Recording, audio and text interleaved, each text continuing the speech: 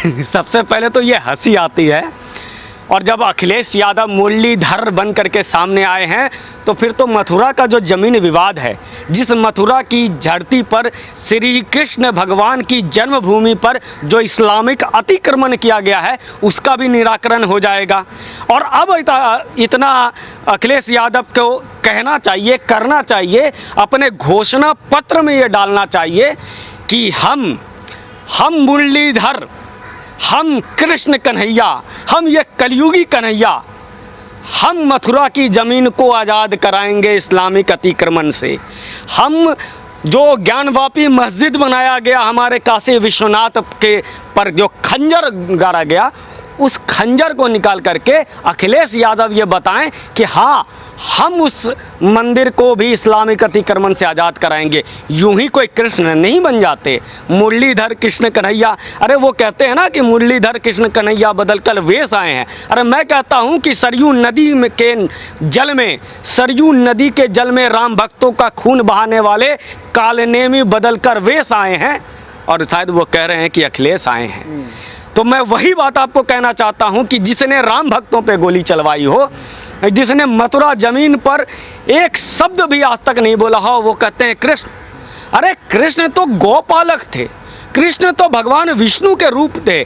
वो जालीदार टोपी बदलकर वेश आए हैं, कहिए कि अखिलेश आए हैं। ये गाना लगाना चाहिए था। आज तक चुनाव के पहले तो वो सद्दाम हुसैन वाली गमछी लगा करके घूमते थे, वो जालीदार टोपी लगा करके घूमते थे, लेकिन राम दुआरे होत ना आज्ञा बिन पसारे सब कहा गया है ना। देखो हमारे यहाँ सीधी सी बात कही गई है कि राम कोई हर कोई नहीं बन जाता, हर कोई कृष्ण नहीं बन जाता।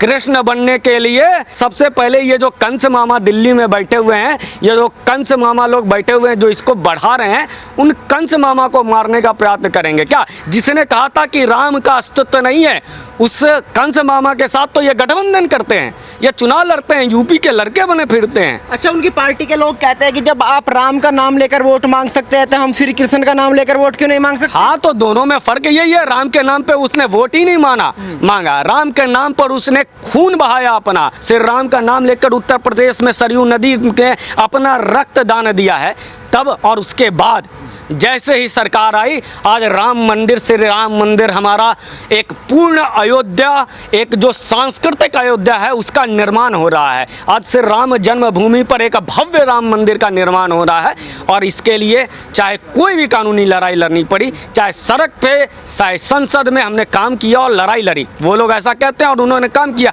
आपने क्या किया? आपने राम भक्तों को मरवा दिया, आपने मथुरा में इतना अत्याचार किया, इतने अपराध आपने आगे बढ़ाए।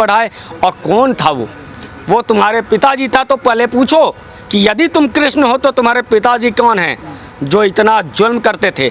और ये जाली टोपी चुनाव के बाद एकाएक भगवा रंग में बदल जाएगा, उसको जनता स्वीकार कर लेगी, ऐसा नहीं हो सकता। वो दौर था कि कालनेमी को हम लोग नहीं पहचान पाते थे, वो दौर था कि मृग मरीचिका को नहीं पहचान पाते थे, लेकिन आज का जो हिंदू समाज है वो जानता है, वो पहचानता है कि उसकी आवश्यकता क्या है। हम जो हाल दिल्ली में जिसके अरविंद केजरीवाल ने हनुमान चालीसा का नाम लेकर के चुनाव लड़ा, और चुनाव के बाद ही हमने देखा कि 54 हिंदुओं को मारा गया दिल्ली में, और यहाँ दंगा हो गया। बंगाल में दुर्गा पाठ करने वाली ममता चुनाव के बाद ही तुरंत इतने हिंदुओं का पलायन हुए, इतनी हत्याएं हुई। क्या उत्तर प्रदेश में भी वही चाहता है हिंदू? ये कभी नहीं चाहता है। हमने 2 बार देख लिया कि इन कालनेमियों को हम पहचान नहीं पाए, चाहे वो दिल्ली में हो, चाहे वो बंगाल में हो, जिसका परिणाम हुआ कि आज वहाँ पर 55 साल की महिलाओं के साथ बलात्कार हुआ बंगाल में, उसके नाती के सामने उसका बलात्कार हुआ। क्या वही आप चाहते हैं उत्तर प्रदेश में लोग? क्या वो दौर जब श्री राम भक्त कहने पे रासुका लगाया जाता था, पीएसी उसके घर बैठ दी जाती थी, ज़मीन पे कुर्की किया जाता था, क्या वही हम लोग चाहते हैं? वो नहीं चाहता हिंदू समाज। और अब हम, एक बात है कि श्री राम के नाम पर अगर हमने चला तो हमने उसको जीता भी।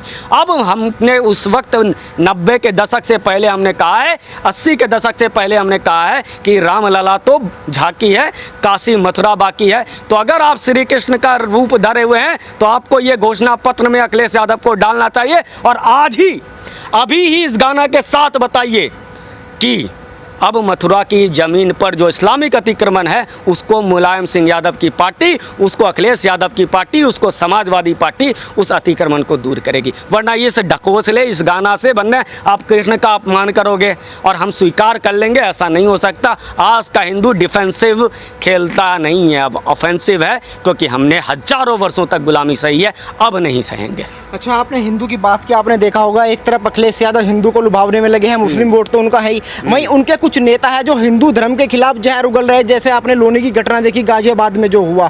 क्या लगता है जिस तरीके से केजरीवाल ममता ने ये फार्मूला अपनाया था कि एक तरफ हिंदुओं को साथ के रखना है, दूसरी तरफ मुस्लिम तो वोट है ही, वही फार्मूला अब अखिलेश यादव का कामयाब होगा? ये फार्मूला जो है ना, ये पहले कांग्रेस का फार्मूला धूमिल हो गया था, लेकिन दिल्ली में जब मुफ्त की रबड़ी खा करके लोग अपने जब मुफ्त के पानी से अपने परिजनों का अंतिम स्नान नहीं करा पाए, मुफ्त के बिजली से जब अपने परिजनों का अंतिम संस्कार करा पाए, उनकी मुखाग्नि नहीं दे पाए, इस कालखंड के बाद अब मुझे नहीं लगता है कि अब कोई जनता इन कालनेमियों से, इन मृग मरीचिकाओं से ये समझ पाएगा, इनको कोई स्वीकार कर लेगा, इनकी कोई जो षड्यंत्र है इसको समझने में कोई देर करेगा कि ये आएंगे और बोलेंगे हम हिंदू हैं।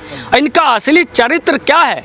इन्होंने गौ भक्तों पे गोलियां चलाई, इन्होंने राम भक्तों पे गोलियां चलाई, इसने इतने दंगे किए। आज बताओ ना, ये जौहर विश्वविद्यालय के नाम पर कितने ज़मीन इन लोगों ने आजम खां ने तोड़े थे। ये अतीक अहमद किसके काल में बढ़ा? ये मुख्तार अंसारी किसके काल में बढ़ा? ये सब लोगों का एक कार्टेल बना करके उत्तर प्रदेश को छोड़ दिया गया था। और उत्तर प्रदेश में क्या में था? हमें बताया जा रहा था उत्तर प्रदेश में आगरा है, हमें उत्तर प्रदेश में मध्यप्रदेश सफाई है। एक तो इनके पिताजी वो हमेशा कहते थे एक तो हम ही हैं या तो सफाई है, और लेकिन उसके बाद जब देश की जनता ने कहा कि नहीं, उत्तर प्रदेश में श्री राम जन्मभूमि है, उत्तर प्रदेश में काशी विश्वनाथ है, उत्तर प्रदेश में कुंभ होता है, इस कुंभ की जिम्मेवारी जो भारत में हिंदुओं की आस्था है, जो भारत का प्रतीक है, भारत के विज्ञान का प्रतीक है, भारत की संस्कृति का प्रतीक है, उस कुंभ की जिम्मेवारी ये अखिलेश यादव किसको दिया करते थे? आजम खां को। जो आजम खान हिंदुओं से इतनी नफरत करता था, जो कहता था कि भारत माता को गाली देने वाले, उस आजम खान को इतना पढ़ा दिया था। लेकिन क्या भाई उत्तर प्रदेश की जनता जो अतिक्रमण अखिलेश यादव और आजम खान ने उसके मानसिकता पे किया, उसके ज़मीनों पे किया, उसके संस्कारों पे किया, उसकी जाति पे किया, उसके धर्म पे किया, ये स्वीकार करेगा? आज देखो, एकत्रित हिंदू समाज जब सामने आया तो हम धारा 370 भी हटा दिए, हम कश्मीर को आज़ाद किए, हम रामलला को आज़ाद किए। आज ये वही चाहते हैं कि ये संगठित हिंदू समाज बट जाए। इसीलिए जब वहाँ एक क्रिमिनल विकास दुबे का इनकाउंटर होता है तो ये पशुपति ना के श्री कृष्ण विष्णु के जो अवतार हैं उनके साथ चले जाते हैं, उस ब्राह्मणों का देवता को पूजना करने कर लगते हैं। अब यादवों को फिर तोड़ना है, हिंदू में विखंडन पैदा करना है, इसलिए ये यादव यदुवंशी बन रहे हैं। तो क्या हिंदू समाज तैयार है? कतई तैयार नहीं है। लेकिन हमने भाई कृष्ण और राम की लड़ाई में जीतेगा कौन? कृष्ण और राम की लड़ाई ही मुझे लगता है कि ये गलत है।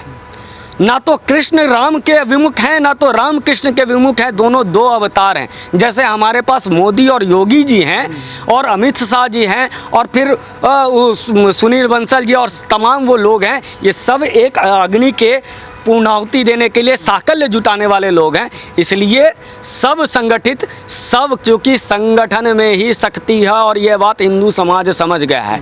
हिंदू बंगाल में बटा, आज उनकी माताओं बहनों का बलात्कार हुआ, दिल्ली में बटा तो आज उनकी हत्याएं हुई। उत्तर प्रदेश वो केंद्र है, अयोध्या भारत की एक सांस्कृतिक राजधानी है। श्री राम हमारे राजा हैं, उसकी राजधानी जो अयोध्या है, वहाँ की भूमि उत्तर प्रदेश में ना तो राम और ना ये जो षड्यंत्र है राम बनाम श्री कृष्ण की, ये प्रश्न ही गलत है, क्योंकि श्री राम और श्री कृष्ण ये दोनों हमारे सांस्कृतिक पुरुष हैं, ये दोनों हमारी आराधना है, इनमें दोनों में विभेद हो ही नहीं सकता। और इसकी लड़ाई जो कर रहा है, वैसे अखिलेश यादव को जमानत जब्त हो जाएगी, ये मेरा पूर्ण विश्वास है। आपका कहना है कि कृष्ण भगवान का नाम भी काम नहीं आएगा और जो 2022 का चुनाव है अखिलेश यादव की नैया डूब जाएगी? सर, हमने तो जब भी तस्वीर, आप अखिलेश यादव सर्च करना, Akhilesh Yadav favourite image Google में सर्च करो, आपके दर्शकों को कहता हूँ, टोपी लगा के, सद्दाम हुसैन का गमछा पहन करके नमाज पढ़ते हुए,